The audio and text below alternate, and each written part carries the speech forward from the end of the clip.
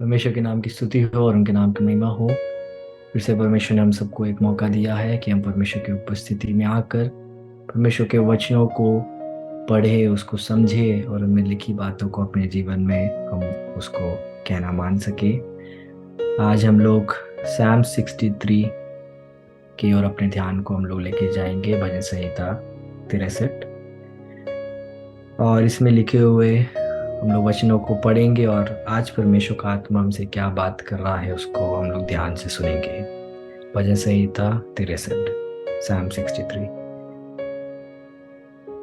इसके पहले और दूसरा आयत को हम लोग पढ़ेंगे। इसमें ऐसे लिखा है, हे परमेश्वर, तू मेरा परमेश्वर है। मैं तुझे यत्न से ढूंढूंगा, सूखी और निर्जल उस्र भूमि पर। मेरा मन तेरा प्यासा है, मेरा शरीर तेरे अति अभिलाषी है। इस प्रकार से मैंने पवित्र स्थान में तुझ पर दृष्टि की कि तेरी सामर्थ और महिमा को देखूं। यहाँ पे भजनकार जो है वो दाऊद है।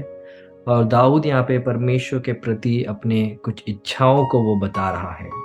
इसका अगर हम संदर्भ समझेंगे तो दाऊद एक मरुस्थल के एक निर्जन भूमि में से होकर गुजर रहा है और ये अपने बेटे के द्वारा अबशालोम नाम का इसका जो बेटा था वो इसके खिलाफ मोर्चा कसता है और दाऊद को अपना सिंहासन छोड़कर उसे भागना पड़ता है। तो उस अवस्था में वो एक मरुस्थल के एक जगह में आता है और वहां से गुजरते वक्त उसकी जो प्रार्थना है, उसकी जो इच्छा है परमेश्वर के प्रति, उसको वो इस भजन संहिता में वो उसको गीत के रूप में वो लिख कर उसे गाता है। तो यहाँ पे वो कहता है, हे परमेश्वर, तू मेरा परमेश्वर है। तो मेरे प्रियो, आज मैं आपसे आज यही पूछना चाहता हूँ, क्या आप परमेश्वर को बोल सकते हो कि हे परमेश्वर, तू मेरा है? ये भजनकार का ये बोलना कि तू मेरा है, ये बहुत ही अहमियत वाली बात है। क्यों? क्योंकि तू मेरा है बोलना एक व्यक्तिगत और एक घनिष्ठ संबंध को दिखाता है। तो ये मरुस्थल के अवस्था में भी जब उसके जान के ऊपर बात आई है और वो एक निर्जल भूमि से होकर वो गुजर रहा है, तो भी उसकी जो मनोकामना है, उसका जो शरीर जो चाहता है, उसका आत्मा जो चाहता है, उसमें एक चाहत ऐसी उभर रही है जिससे ये प्रार्थना उसके मुख से निकल पड़ती है कि हे परमेश्वर, तू मेरा परमेश्वर है। हमारा उद्धार मेरे प्रियो कैसे होता है? हमारा उद्धार जब हम उस स्वर्ग के परमेश्वर को हम अपना बनाते हैं और हम उसके बन जाते हैं, वो है जब हमारा उद्धार होता है। तो परमेश्वर को सिर्फ परमेश्वर के रूप में जानने से हमारा उद्धार नहीं होगा, परंतु उस परमेश्वर को हमें ये अंगीकार करना कि आज से वो मेरा परमेश्वर है और मैं उसका हूँ, तब हमारा उद्धार होता है। इसलिए यूहन्ना की किताब में यूहन्ना ऐसे कहता है कि जितनों ने उसके नाम पे विश्वास करा उतनों को उसने परमेश्वर की संतान होने का अधिकार दिया। तो परमेश्वर की संतान होना, परमेश्वर को अपना कहना, वो एक नजदीकी एक रिश्ते को दिखाता है। और वो रिश्ता क्या है कि अब हम उसके हैं और वो हमारा है। तो वो कह रहा है, हे परमेश्वर, तू मेरा परमेश्वर है, मैं तुझे यत्न से ढूंढूंगा। तो यहाँ पे दाऊद बोल रहा है कि मैं मेहनत करके मैं परमेश्वर को ढूंढूंगा। एक मेहनत आज आपसे मैं पूछना चाहता हूँ, आप किसके लिए आप मेहनत करते हैं? आपका जिंदगी को लेकर आपका रवैया क्या है? आपका दृष्टिकोण क्या है? जिस भी चीज या व्यक्ति के पीछे हम जाते हैं उसकी हम आराधना करने लगते हैं। और दाऊद यहाँ पे इस बात में बिल्कुल क्लियर है कि वो परमेश्वर के पीछे है। वो यत्न कर रहा है कि वो परमेश्वर के पीछे ही रहे। जब ये संसार उसे अलग करने की कोशिश कर रही है, अभी भले ही वो एक मरुस्थल से गुजर रहा हो और वो अपने बेटे से उसको भागने की उसे नौबत आ रही है, उसके उसके प्राण में बात आ गई है कि अब वो जिंदा रहेगा या नहीं रहेगा, कुछ भी इसको नहीं पता है, परंतु बोल रहा है कि हे परमेश्वर, मैं यत्न से मैं तुझे ढूंढूंगा।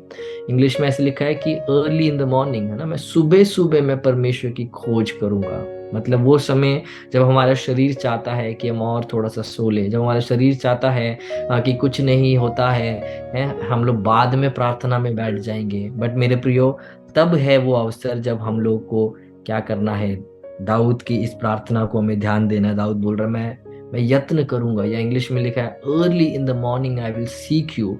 मैं सुबह सुबह ही मैं परमेश्वर की खोज करूंगा, इससे पहले कि शत्रु मेरे खिलाफ प्रबल हो जाए, इससे पहले कि मेरा शरीर मुझे पाप की ओर ले जाए, मैं सुबह सुबह ही मैं परमेश्वर की खोज करूंगा। और बाइबल बताता है जो परमेश्वर को खोज करता है वो परमेश्वर को वो प्राप्त भी करता है। हालेलुया। जो भी खोजता है प्रभु की, हमारा प्रभु इतना नम्र है, इतना महान है कि खोजने वाले के सामने वो अपनी उपस्थिति को प्रकट करता है। तो ये बोल रहा है कि मैं तुझे यत्न से ढूंढूंगा सूखी और निर्जल ऊसर भूमि पर। कि वो अब अपने बाहरी उस अवस्था को वर्णन कर रहा है कि वो जिस जगह पे चल रहा है वो सूखा है, वहां पे कोई पानी नहीं है, वहां पे उसे प्यास लग रही है।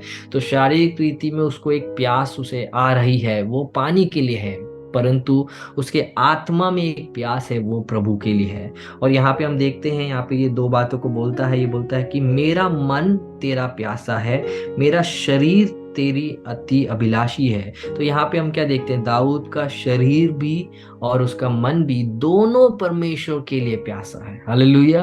क्योंकि शरीर कभी नहीं चाहता हम कि हम लोग प्रार्थना में बैठे, शरीर कभी नहीं चाहता कि हम अपने आप को नम्र करें, शरीर कभी नहीं चाहता कि हम परमेश्वर के खोजी बने। परंतु दाऊद के इस अवसर पे उसका शरीर भी चाहता है कि वो परमेश्वर का खोज करे, वो परमेश्वर के वो उपस्थिति के लिए वो प्यास अपने अपने शरीर भी उसका वो व्यक्त कर रहा है। क्यों? क्योंकि वो अपने शरीर से परमेश्वर को महिमा किया करता था, वो समय परमेश्वर की उपस्थिति में बिठाया करता था, वो बैठता था वो। और जब ये भजन जब वो लिख रहा है, वो ऑलरेडी एक राजा है, उसके पास समय नहीं होना चाहिए, परंतु तब भी वो परमेश्वर की खोज में रहता था, परमेश्वर के साथ वो समय बिताता था। इसलिए जब इस अवस्था में भी उसका शरीर भी यही चाहता है कि मेरी एक प्यास है जो पानी बुझा सकता है, बट इससे भी बढ़कर एक प्यास है मुझे, वो है कि मुझे प्रभु को जानना है। हालेलुया। में से कितने लोग आज ये प्रार्थना करेंगे, परमेश्वर मुझे आपको और जानना है, मुझे आपकी महिमा को और देखना है। मैं कहीं पे मैं पहुंच गया उस अहंकारी उस भाव से, मुझे हटाकर परमेश्वर मैं अभी भी कुछ भी नहीं हूँ, मुझे और मसीह में बढ़ना है और मुझे आपको जानना है। उस एक प्यास की ओर आज हम लोग सबके सब आने पाए। तो वो यहाँ पे लिखता है मेरा मन तेरा प्यासा है। मतलब मैं मन से चाहता हूँ परमेश्वर कि मैं आपके पीछे हूँ, मैं मन से चाहता हूँ कि मैं आपकी उपस्थिति को इस मरुस्थल में अनुभव करूँ। और मेरा शरीर तेरे अति अभिलाषी है। मेरा शरीर जो जो हर समय दूर आपसे भागने की कोशिश कर रहा है, उस शरीर को भी मैंने अपने वश में कर लिया है। और मेरा शरीर भी अभी चाहता है कि जिंदा खुदा के पीछे होने के लिए। हालेलुया। और दूसरे आयत में ऐसे लिखा है, इस प्रकार से मैंने पवित्र स्थान में तुझ पर दृष्टि की है। सो पुराने नियम की आराधना क्या थी मेरे प्रियो? पुराने नियम में एक परमेश्वर का एक भवन था, और उस भवन के 3 भाग थे। एक तो फाटक था जहाँ पे साधारण लोग खड़े होकर वो लोग प्रार्थनाएं किया करते थे, और वहाँ पे बलिदान किए जाते थे। और पवित्र स्थान था जहाँ पे याजक जाके वो बलिदानों को परमेश्वर के सामने और लोगों के बिहाफ में जाके वो वहाँ पे सेवकाई करता था। और अति पवित्र स्थान है जहाँ पे महापुरोहित 1 साल में 1 बार जा सकता था। ठीक है। तो यहाँ पे दाऊद यहाँ पे बोल रहा है, इस प्रकार से मैंने पवित्र स्थान में तुझ पर दृष्टि की। तो सोलोमोन के द्वारा जो जो टेम्पल बाद में बनने वाला था, उससे पहले क्या था वहां पे तंबू था। ठीक है। जहाँ पे ये लोग परमेश्वर की उपस्थिति में जाया करते थे। तो दाऊद उस बात को याद करके बोल रहा है कि परमेश्वर आपकी उपस्थिति में जो भी दिखने के लिए जो भी चीजें हैं, जो भी श्रेष्ठ चीजें हैं, है ना। कुछ लोग परमेश्वर के उपस्थिति में जाते हैं, वो कलीसिया को देखते हैं, वर्शिप टीम को देखते हैं, पासवानों को देखते हैं, आराधना के ढंग को देखते हैं, परंतु इस सब के बीच में, मतलब दाऊद उस जमाने के उन सारे चीजों के बीच में सबसे श्रेष्ठ परमेश्वर की उपस्थिति को वो जान रहा है। और वो बोल रहा है कि इस प्रकार से मैंने पवित्र स्थान में तुझ पर दृष्टि की। आज मेरे प्रियो, आप अपने आप से पूछिए, आपकी दृष्टि किस पर है? क्या आपकी दृष्टि सिर्फ दिखने वाली चीजों के ऊपर है, या आपकी दृष्टि अनदेखे खुदा के ऊपर है? हालेलुया। और वो बोल रहा है कि मैंने तुझ पर दृष्टि क्यों की है? कि तेरी सामर्थ और महिमा को देखूं। आज हम भी प्रार्थना करें, परमेश्वर मुझे आपकी महिमा देखनी है, मेरे प्रार्थना विषयों में मुझे आपकी महिमा देखनी है, मेरे पारिवारिक जीवन में मुझे आपकी महिमा देखनी है। भले ही मैं एक मरुस्थल के एक अवस्था से गुजरूं, भले ही मैं एक निर्जल भूमि की अवस्था से मैं गुजरूं, भले ही मेरी जरूरतें वो बहुत ज्यादा मेरे ऊपर हावी हो रही है, तो भी परमेश्वर, मैंने मेरी दृष्टि आपकी ओर की है। हालेलुया। मेरी दृष्टि आपकी ओर है परमेश्वर। मेरी दृष्टि मेरी और किसी चीज के ऊपर नहीं है, सिर्फ जिंदा खुदा के ऊपर है।